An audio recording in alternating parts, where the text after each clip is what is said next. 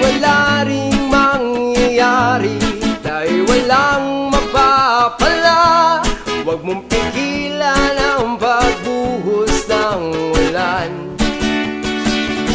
May panahon para maging hari, may panahon para matapa, dahil ang buhay natin ay saryang ganyan.